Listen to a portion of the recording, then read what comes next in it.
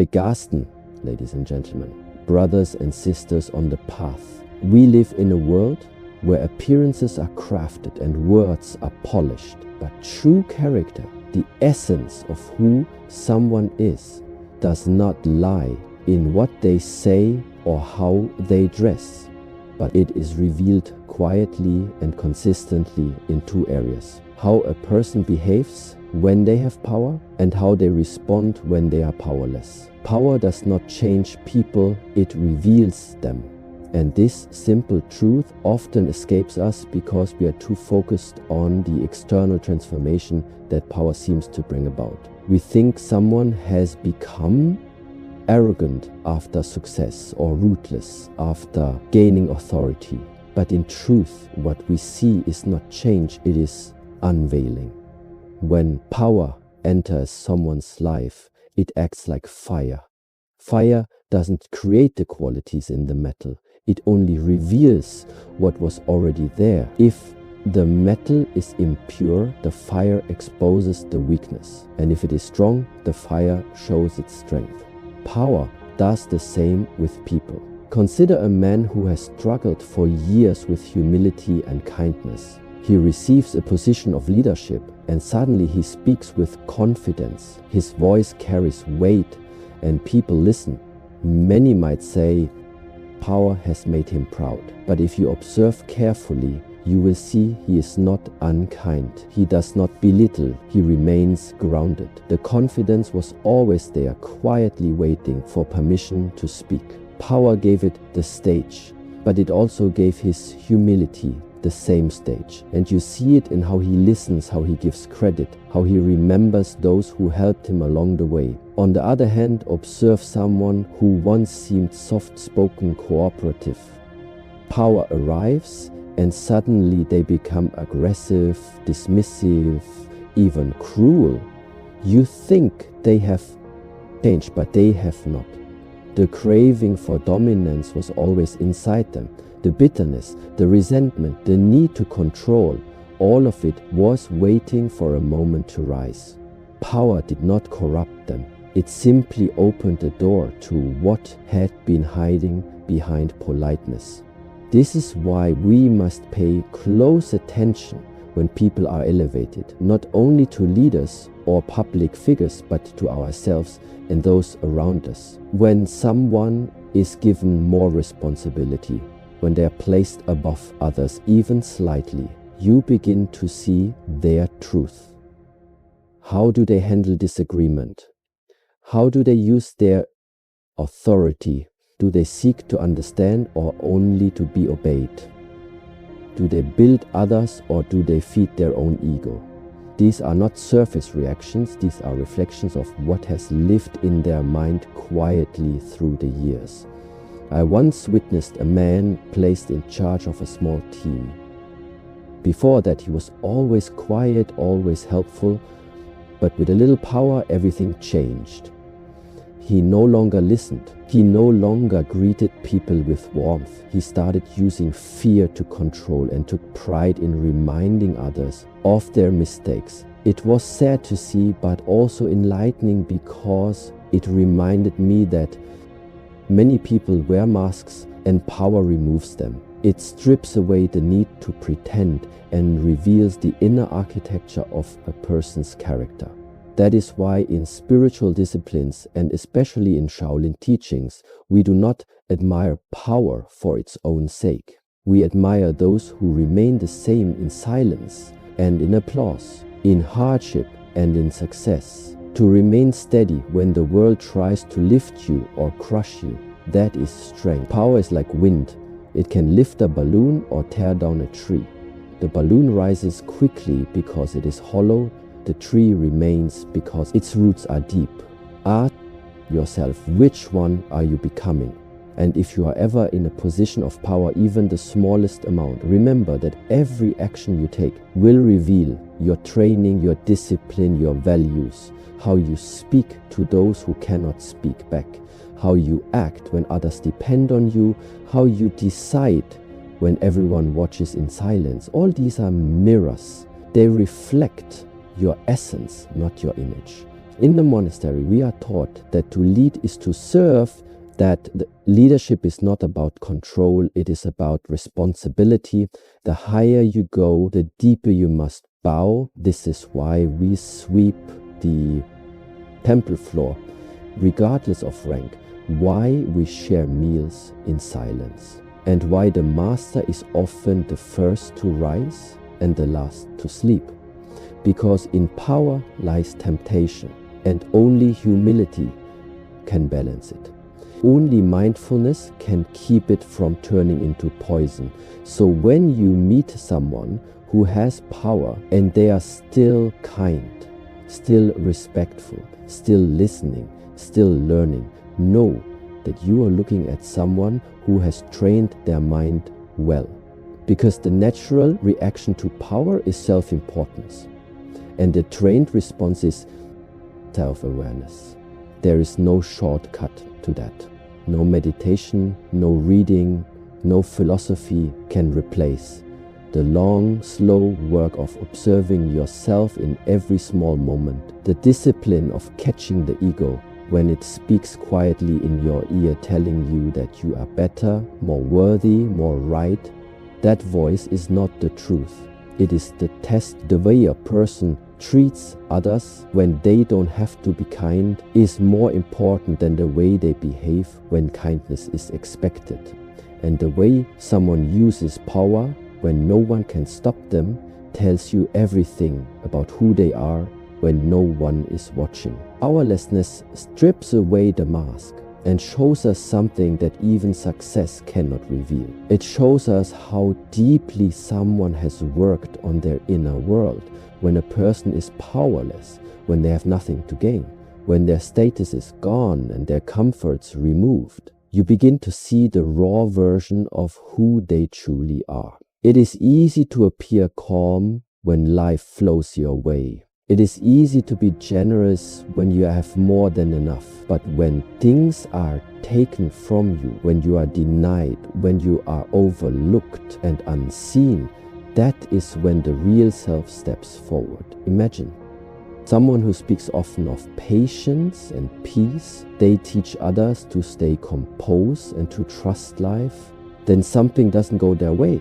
They lose a job, or someone wrongs them, or they fail after great effort. Watch how they react in that moment. If anger rises immediately if they blame others, if they speak words filled with bitterness and resentment, then you are seeing the parts they could hide while they felt in control. Powerlessness has removed the mask, and in its place stands not the image they tried to project, but the person they truly are inside. This is not to judge, but to understand. Everyone struggles, everyone breaks sometimes. But the one who breathes through the pain, who pauses before reacting, who accepts the fall with humility and uses it to learn and rebuild, that person is walking the path of discipline. Life will always test us with failure more often than with success. It is in those moments of weakness that we are given a gift, not the gift of shame or regret, but the gift of insight, a mirror showing us where our practice is still shallow, where the ego still clings tightly. The Shaolin path teaches that external hardship is not the enemy, it is a teacher. When the body is tired, when the muscles ache, when the cold bites and comfort is gone, the mind starts to speak honestly. You cannot hide behind roles or appearances. The thoughts you feed daily become louder. If you have built your mind on anger or pride or fear, those will rise to the surface. If you have fed your mind with patience, discipline and compassion, those will become your response, not because you planned it, but because training always shows itself under pressure. Think about how many people change when they lose status or attention. One moment they are kind and helpful, and the next they become silent, withdrawn, bitter. Or they begin to harm others with their words, trying to pull someone down so they feel less low. That is not powerlessness causing pain. That is pain revealing the untrained mind. You cannot prepare for these moments with wishful thinking. You must prepare with daily awareness. Sure. Thoughts when you are accountable so you can stay steady when comfort disappears. There is a story in our tradition of a monk who spent 10 years meditating in the mountains. People admired him for his peaceful nature. But one day a traveler spilled hot tea on him by accident. The monk shouted in rage and threw the cup across the room. The traveler bowed deeply and said, "Forgive me, master. I thought you had trained your mind." The monk lowered his head and said, "I have trained for 10 years in silence, but I forgot to train for the moments I feel powerless." In that moment, he learned something far more valuable than he had in all his silent sitting. We must not seek powerlessness, but we must respect it when it comes. Loss, pain, rejection, and failure are not punishments. They are gates. Gates that open only in those seasons and show us the unfinished parts of ourselves. If you watch someone during their low moments with care and attention, you will learn who they truly are, how they treat those still in power, how they carry themselves when no one claps, how they speak of others when they themselves feel forgotten. These are signs of character, far more accurate than any success story. If you are in a moment of powerlessness, do not rush to escape it. Be there fully. Observe the thoughts that visit you. Are they cruel or kind? Are they filled with fear or courage? Let these moments inform your next steps, not shame you. Use them as a reminder to return to your breath, to your posture, to your training. Ask yourself, what can I learn from this silence? How can I grow without applause? How do I carry myself when I feel unseen? These are sacred questions, not just for monks, but for anyone who walks a path of truth. Because power will come and go, but who you are in its absence stays with you. Always. Let that part be strong. Let that part be peaceful. Let that part rise even when the world tries to keep it small. The mind reveals itself through small reactions. And in this truth lies the quiet key to understanding human character. Not in grand speeches or dramatic choices, but in the little moments where awareness slips and instinct takes over. A person may prepare their words and polish their image, but when something unexpected happens, when a routine is disturbed or a plan is blocked, then the surface cracks and what lies beneath begins to show. These reactions happen quickly with no time for control, and they say far more than we think. Watch how someone responds when they are interrupted while speaking, or when a stranger makes a small mistake in front of them. Do they show patience or irritation? Do their eyes soften or narrow? Does their tone stay calm or sharpen without effort? These are not trained performances. These are expressions of what the mind has been practicing in private. Every thought that repeats in the mind builds a path, and when action is required, quickly the body follows that path without hesitation. This is why the small moments matter so deeply, not because they are more important than big choices, but because they are more honest. They slip through the cracks of control. If someone treats a person with kindness only when being watched, that kindness is not yet real. If someone is respectful only to those in power, that respect is not yet rooted. But if you see someone gently correct a child who makes a mess, or silently pick up trash on the ground, or speak with warmth to someone others overlook, then you are seeing something real. You are seeing a mind trained not for praise but for presence. In the Shaolin tradition, we are taught to see life not as a series of events, but as a flowing pattern of reactions. Every gesture, every breath, every glance becomes a reflection of the inner state. This is why we bow even when no one is watching, why we fold our clothes with care even when alone, why we sit with our back straight even in the early morning cold, because how you do anything becomes how you do everything. And in those habits, the truth of the mind is slowly revealed. Consider how easy it is to overlook the tone of your voice or the expression on your face. Yet, these are the things people feel most deeply. A sigh before a response, a raised eyebrow, a distracted glance while someone speaks. These small signals tell more than long explanations. They are the body speaking the language of the mind. If your thoughts are sharp, your words will cut without effort. If your heart is heavy, your posture will fold without permission. If your mind is calm, your presence will comfort without trying. That is why discipline is not only about what you do, but how you do it. You may cook a meal, sweep a floor, write a letter, speak to a friend or a stranger. But the way you move, the intention behind your action, the care in your touch, these are all expressions of your state of being. And so, if you want to know yourself better, do not wait for a crisis or a moment of glory.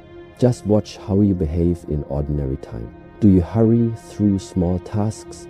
Do you lose patience over small delays? Do you listen while thinking of your reply? Or do you pause, breathe, listen, and respond from stillness? These are not just behaviors. They are signs of your relationship with your own mind. People often search for deep truths in complex philosophies, but overlook the quiet truths sitting in their everyday life.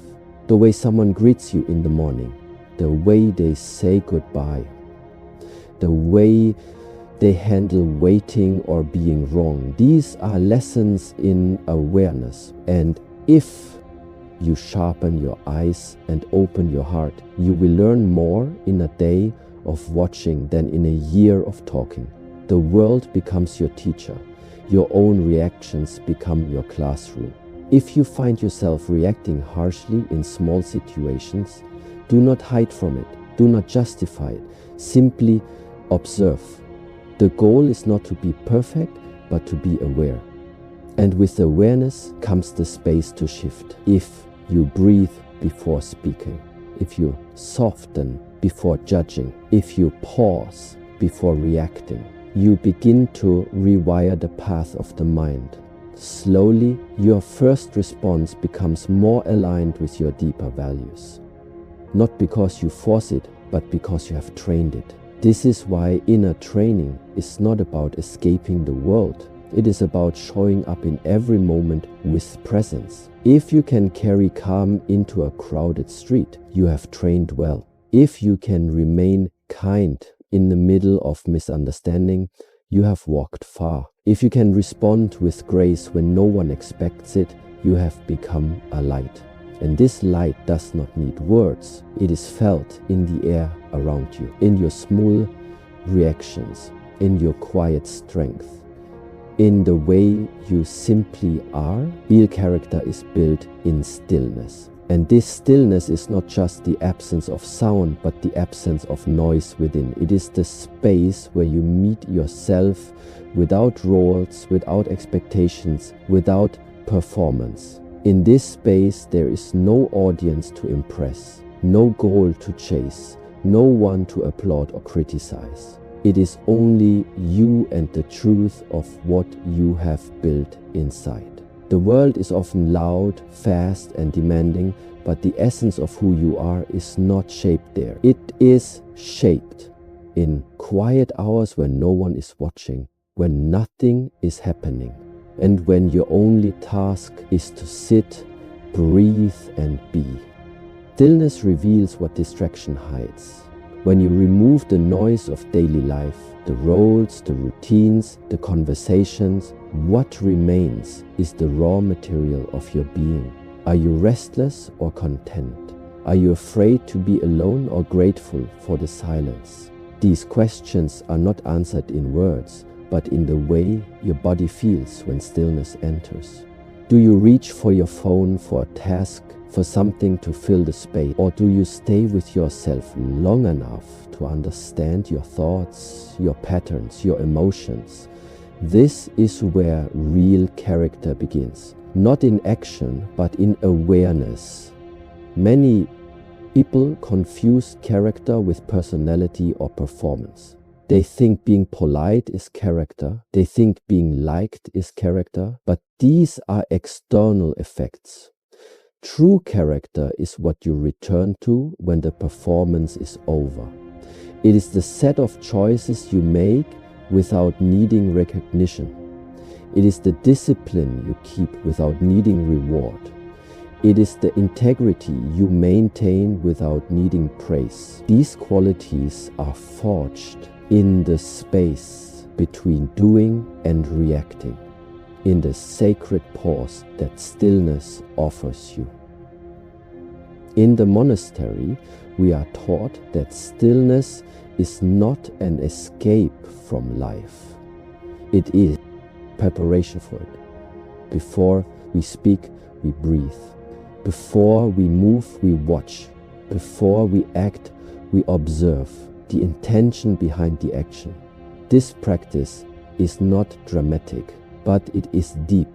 It shapes your center so that when life shakes you, you do not collapse.